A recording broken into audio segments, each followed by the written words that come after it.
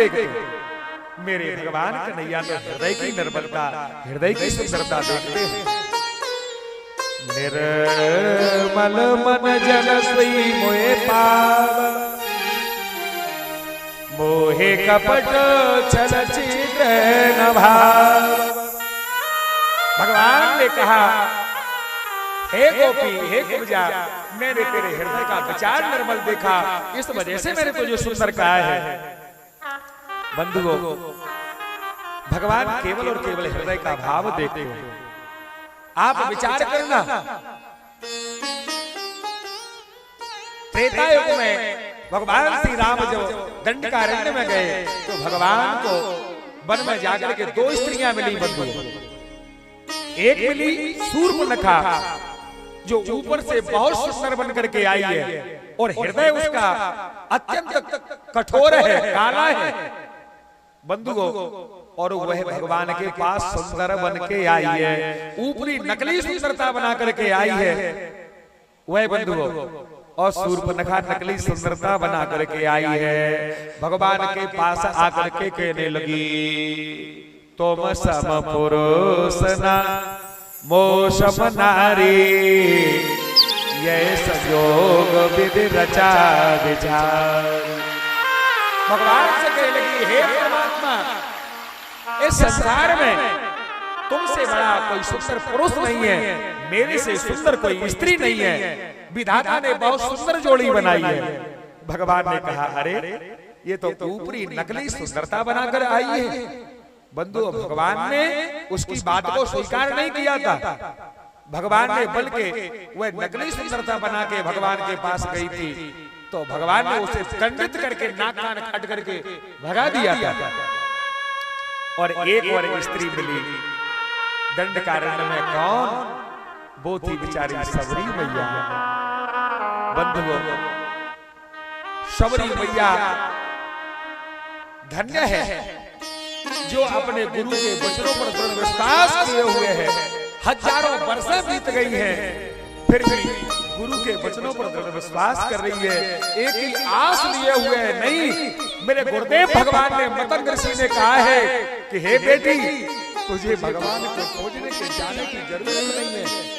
तेरे गुरु का ये आशीर्वाद है, एक ना एक दिन वो भगवान तुझे ही खुद खोजता खोजता चला आएगा। तुझे कहीं पर भी भगवान को खोजने की जाने की जरूरत नहीं है। तो आज भी वही दृढ़ विश्वास मन में किए हुए हैं। मेरे गुरुजी ने कहा है, मेरे राम आएंगे, मेरे लखन आएंगे, मेरे राम आएंगे, ऐसा मन में भाव बनाए हुए हैं और एक ही गीत गुनगुना रही है। बोलो मेरे बोले बोले कागा, राम कब आए। हाँ, बोले बोले कागा, राम कब आए। गरीबनी कुटिया के, गरीबनी कुटिया के भाग्य खुल जाए। बोले बोले कागा, राम कब आए। बोले बोले कागा, राम कब आए।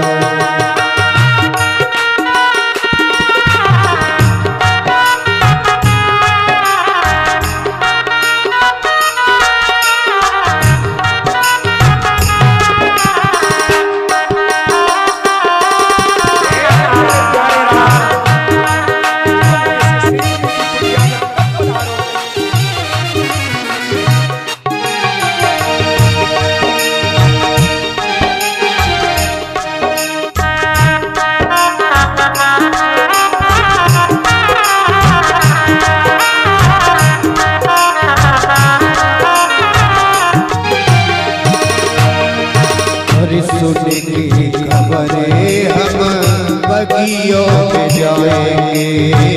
सुने की खबरें हम बगियों में जाएंगे। बगियों से सुंदर सुंदर फूल लेके आएंगे। बगियों से फूल लेके आएंगे। हार बना के हम, हार बना के हम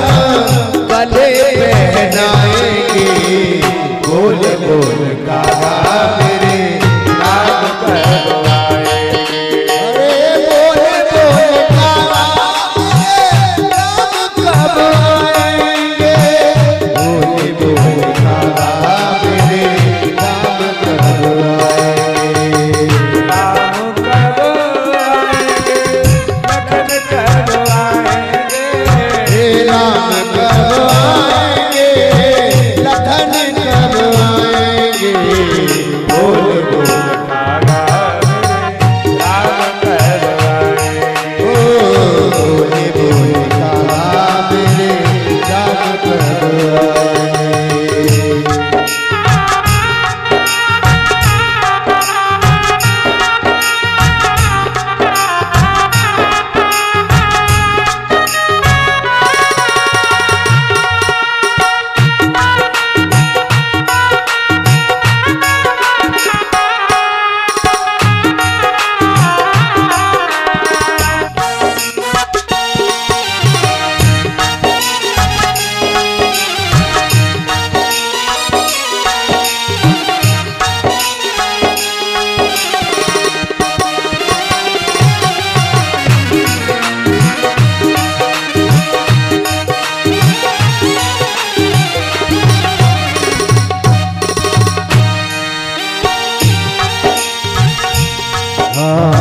सुने की खबरें हम गंगा जी जाएंगे, सुने की खबरें हम गंगा जी जाएंगे, गंगा जी जाकर गंगा जल ले आएंगे, गंगा जी जाकर गंगा जल ले आएंगे, और गंगा जल से उनके गंगा जल से उनके चरण धुलाएंगे, बोले बोले कागा मेरे राम कब आएंगे, बोले बोले कागा मेरे राम कब आएंगे।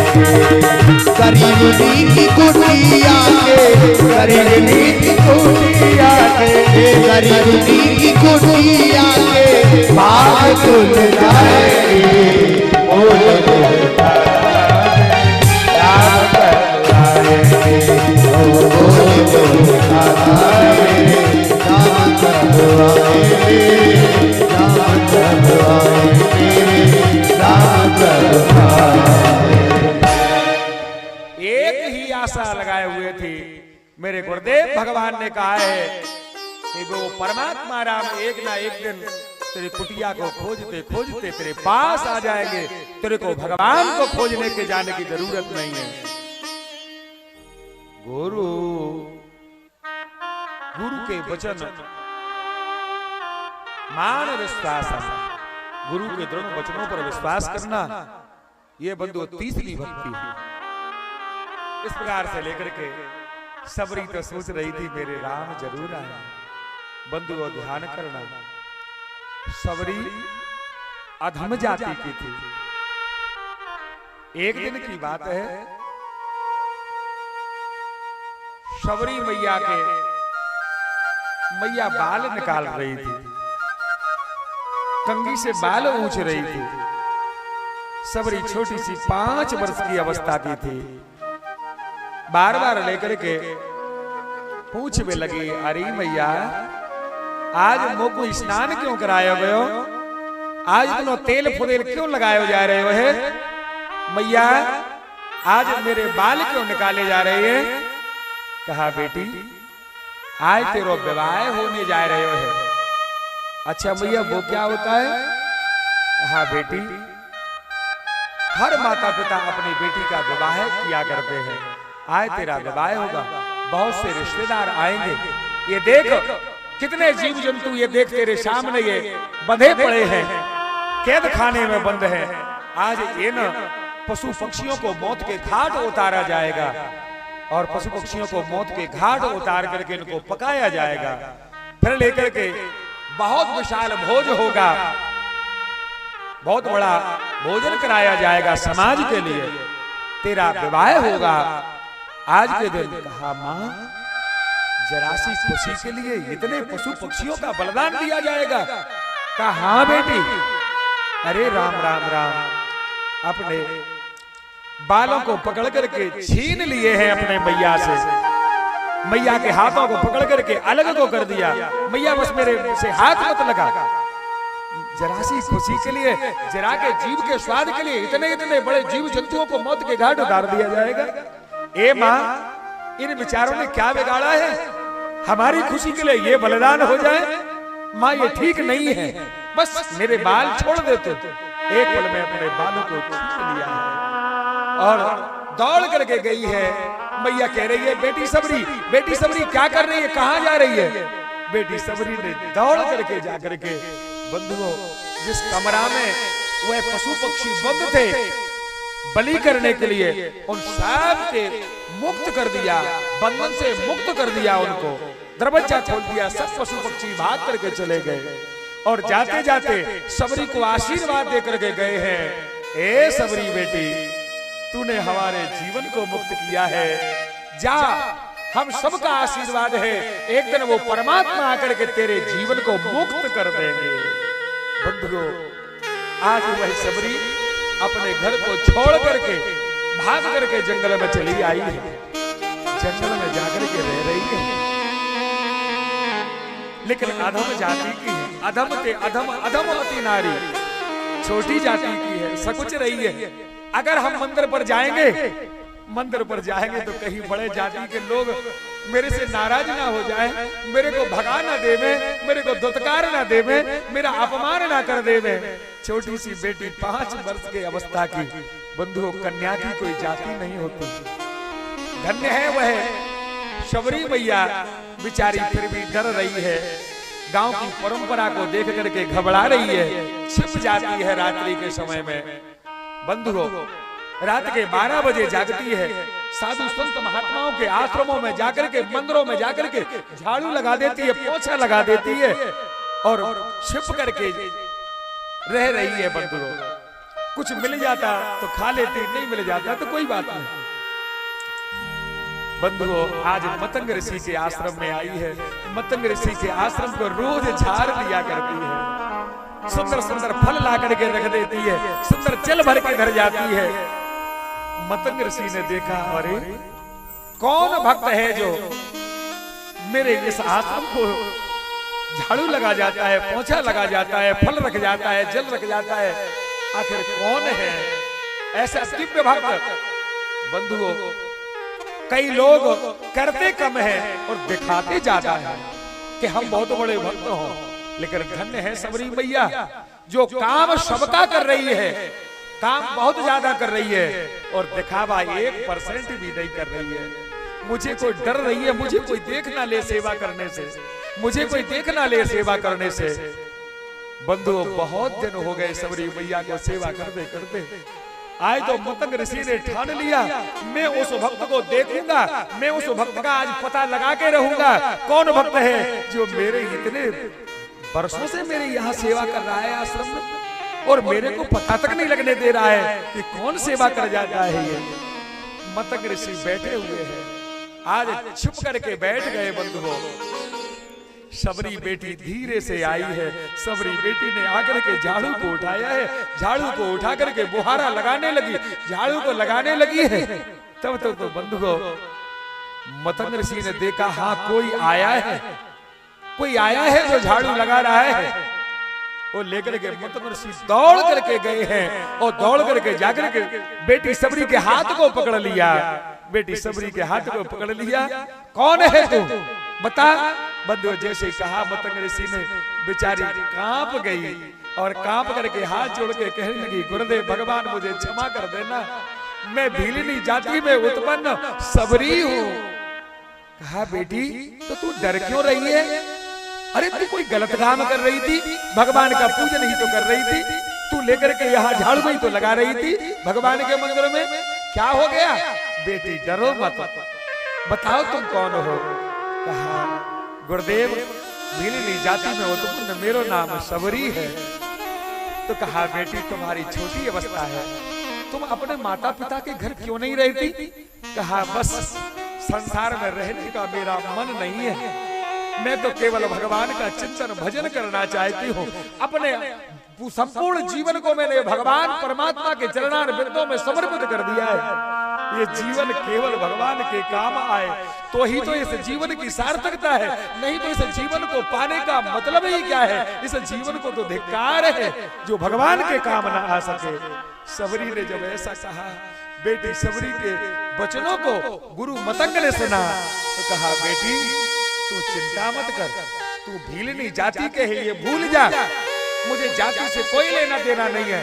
तेरे हृदय का जो भाव है परमात्मा को प्राप्त करने का, परमात्मा का भजन करने का, परमात्मा की भक्ति करने का, ये तेरा हृदय का भाव अत्यंत निर्मल है बेटी। आज ये मतंग प्रतिज्ञा करता है कि आज से तू मेरी बेटी है और मैं तेरा गुरु हूं, मैं तेरा पिता हूं। तुझे कहीं डरने की जरूरत नहीं है, कहीं तुझे छुपने की जरूरत नहीं है। आज के बाद तू मेरे ही आश्रम पर बेटी बन करके रहेगी। कहा, सबरी ने हाथ जोड़ के कहा, गुरुजी आप मेरे को अपने आश्रम में रखोगे? मैं छोटी जाति की हूँ, भीलनी जाति की हूँ, और जो साधु संत हैं, जंगल में रहने वाले जितने भी साधु संत हैं, ये कहीं आपको जात में से न डाल दे मैं, क्योंकि मैं छोटी जाति की हूँ, कोई क्या कहेगा? हाँ बेटी, मेरा नाम पता नहीं है तेरे को? मेरा नाम मतंग है। मतंग का मतलब है हाथी। हाथी अपने शान से चलता है रास्ता में, वो किसी की कोई परवाह नहीं करता है, तमाम भौंकते रहते हैं, लेकिन क्या हाथी कभी अपना रास्ता बदलता है बेटी? कहा, गुरुजी नहीं बदलता। तो कहा, बस मेरा भी नाम मतंग ऋषि है। बेटी तू बिल्कुल चिंता मत कर, मेरी बेटी होकर के तू मेरे आश्रम में रहे, तुझे किसी से डरने की जरूरत नहीं है। सब संत महात्माओं ने देखा, अरे ये कैसे ऋषि मुनि हैं, इन्होंने नीची जाति की उस बेटी को रख लिया है, अपने यहाँ बेटी बना करके रख लिया है, ये ठीक बात नहीं है। इनके हाथ से भरा हुआ तो हम जल भी नहीं पिएंगे बंधुओं। कुछ समय के बाद में, अरे इस भीलनी के हाथ से तो ये सरोवर भी दूषित हो जाएगा, इसमें कीड़े पड़ जाएंगे, अगर इसने पानी भरने का प्रयास किया तो। मतंग ऋषि ने कहा, बेटी तू चिंता मत कर, इसी सरोवर में से जल भर के ला, अगर इस सरोवर में कुछ हो जावे तो मेरी जिम्मेदारी रही। वह बेटी जल भरने के लिए गई, सबरी सरोवर में से जल भर कर लाई, उस सरोवर में कुछ भी नहीं हुआ। तमाम साधु संतों का अभिमान घमंड दूर हो गया, चूर चूर हो गया। मतंग ऋषि ने कहा, बेटी बस ठीक है, तूने बहुत सेवा की है, आज मेरा आखिरी सांस आने वाली है, जीवन की आखिरी घड़ी चल रही है। बेटी तू इस आश्रम को छोड़ करके कभी कदापि कहीं न मत जाना। एक दिन वो परमात्मा तुझे खोजते तेरे आश्रम में खुद आ जाएगा, तुझे कहीं जाने की जरूरत नहीं है। कहा, जी गुरुदेव।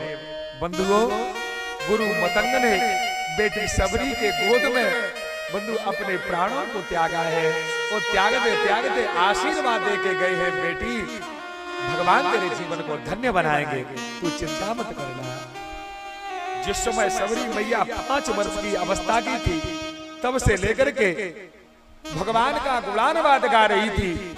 आज बंधुओं हजारों वर्ष बीत गई हैं, बाल सबरी मैया के सफेद पड़ गए हैं, बंधुओं खाल शरीर की लटक गई है, शरीर में झुर्रियां पड़ गई हैं, खाल सुकुड़ गई है, लेकिन फिर भी हृदय में एक ही आस है, वो मेरे राम जरूर आएंगे, वो मेरे लखन जरूर आएंगे।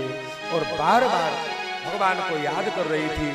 आज भगवान आए, सब ऋषियों से मिले, ऋषियों से मिले तो ऋषियों से 1 मिनट के लिए मिले और बोले, भैया मुझे मेरी सबरी मैया का स्थान बताओ, मेरी सबरी मैया का आश्रम कहाँ है।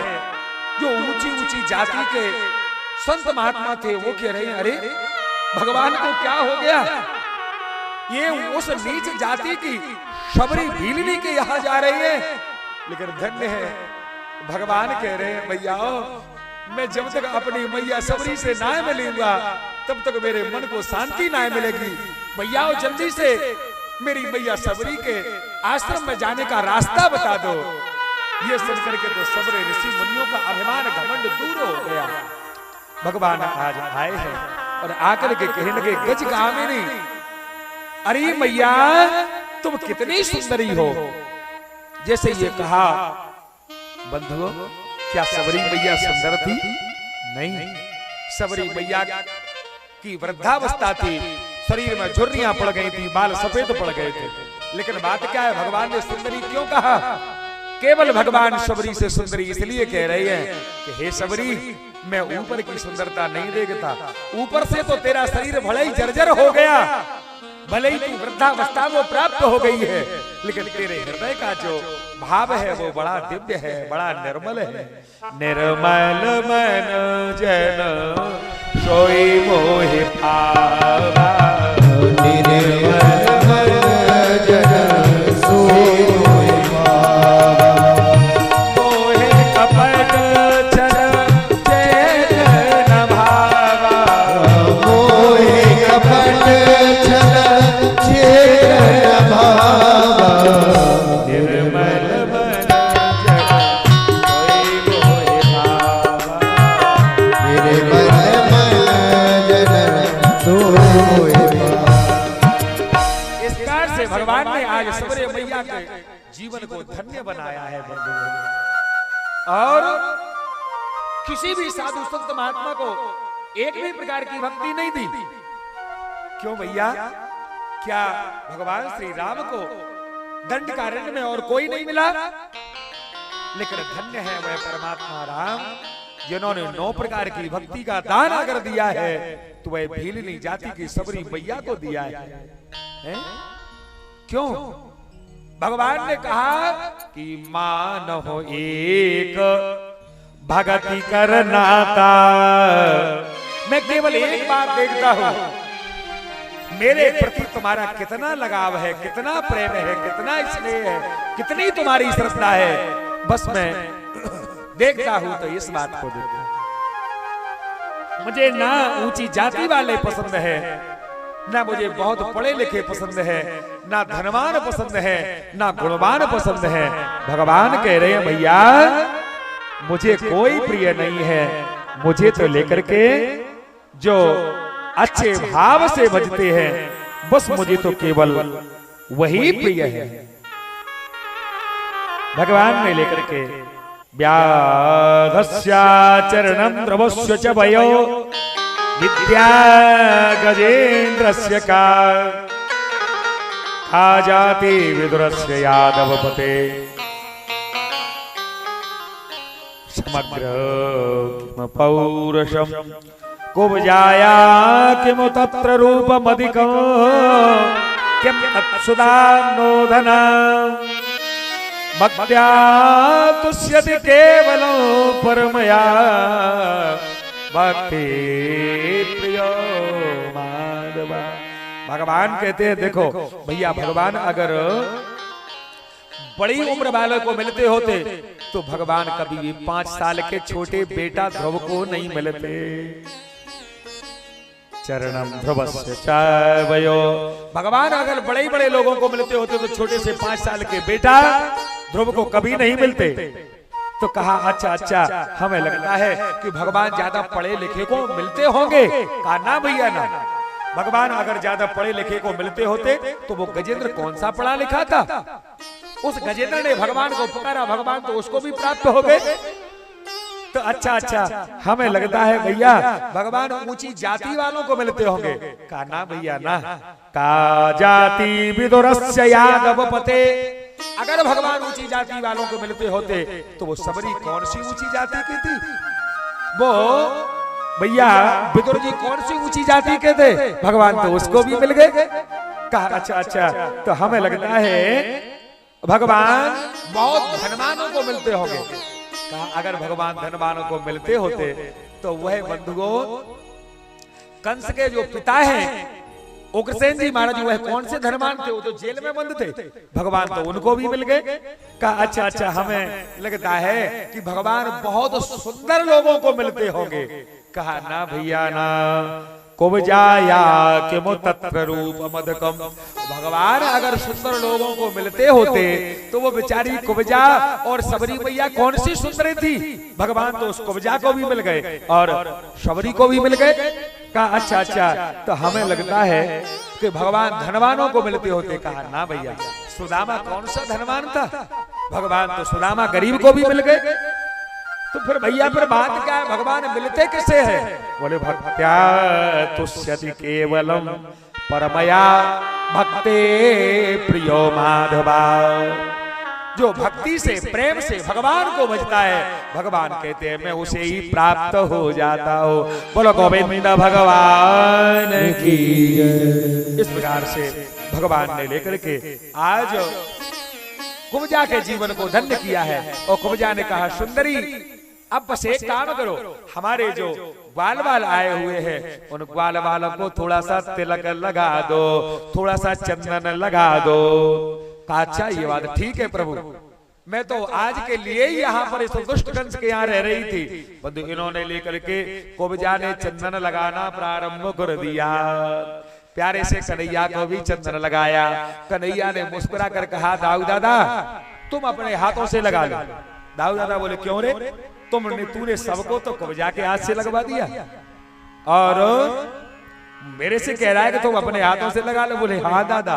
क्यों, क्या बात है? बोले दादा ये तुम्हारी होवे वाली बहू रानी है, इसलिए तुम अपने हाथों से लगा लो। कन्हैया की बात सुन करके दाऊ दादा घबरा गए। दाऊ दादा बोले ए कन्हैया, अरे ये मामा कंस की नगरी है मथुरा, मथुरा ध्यान करिए कोई गड़बड़ मत कर दीजिए, ये वृंदावन ना है। कन्हैया बोले दादा हमें सब पता है कि ये मामा कंस की नगरी है, वृंदावन ना है, तुम बस शांत रहो। ये कहकर के कन्हैया ने कुब्जा के पैर के ऊपर पैर रखा और थोड़ी पर हाथ लगाया। सुबैया दाऊ दादा की नबज यहां से यहां आ गई है, यहां से यहां आ गई है। हे भगवान, कहा ए कन्हैया ये मथुरा है, मथुरा। कहा दादा तुम चिंता मत करो, बस तुम तो शांत रहो। भगवान कन्हैया ने लेकर के एक झटका दिया, जो श्री कुब्जा में एक झटका दिया, जो 3 जगह से टेढ़ी थी वह सीधी सटका हो गई है। भगवान के चरण कमलों को पकड़ लिया है। भगवान बस अब तो मेरे ऊपर करुणा कृपा कर दो, मुझे अपने चरणों की दासी बना लो। भगवान ने कहा ठीक है ठीक है, कोई बात नहीं है। देखो देवी, इस समय तो हमें मामा कंस का उद्धार करने जाना है। जब मामा कंस का उद्धार करके लौट के आएंगे तो तुम्हारे घर पर आकर तुम्हारे जीवन को हम जरूर धन्य बनाएंगे। बोलो गोविंद भगवान की जय। भगवान ने कुब्जा को इस प्रकार से वचन दिया। भगवान आगे बढ़े हैं। आगे बढ़कर के बंधुओं बहुत सुंदर रंगशाला सजाई गई थी। भगवान उस रंगशाला में जब प्रवेश करने लगे, रंगशाला के दरवाजे पर एक कुबलिया पीले नाम का हाथी खड़ा हुआ था। बोले रंगदारम समासाद्य तस्मिन्नागमवस्थितम् अपश्यन् कुबलया पीडम कृष्णोऽम्बष्ट प्रचोदितः। वह बंधुओं महावत एक कुबलिया पीड़े नाम के हाथी को शराब पिला करके खड़ा किए हुए था दरवाजे पर। कृष्ण और बलराम आए। भगवान ने कहा हे महावत दरवाजा छोड़ दे, हमारा रास्ता छोड़ दे, हमें आगे जाना है। वो बोला हम तुम्हारे लिए तो यहाँ खड़े, आओ। एक उसने अंकुश दिया, अंकुश जैसे ही हाथी में दिया, हाथी चिंगाड़ता हुआ भगवान श्री कृष्ण के आगे की ओर दौड़ा। भगवान ने लेकर के उस कुबलिया पीड़ नाम के हाथी की सूंड को पकड़ लिया है और सूंड को पकड़ करके घुमा करके पिछाड़ दिया है। उसी समय कुबलिया पीड़ का बंधुओं जीवन समाप्त हो गया। बोलो कुबलिया पीड़ मर्दन भगवान की जय। एक एक सींग लिया दोनों ने और सींग अपने कंधे पर धर के चले जा रही है रंगशाला की ओर। रंगशाला में अंदर जाकर के देखा कि एक बंधु धनुष रखा था। भगवान ने कहा द्वारपालों से भैया तुम कहो तो यार रथ को थोड़ा छू के देख ले। सब बोले हाँ हाँ ठीक है देख लो कोई बात नहीं है। भगवान ने सबकी नजर बचाई है और सबकी नजर बचा करके एक पल में ही धनुष को उठाया और उठा करके मध्य सभा के मध्य में खड़े होकर के भगवान ने मध्य से धनुष को तोड़ दिया। धनुष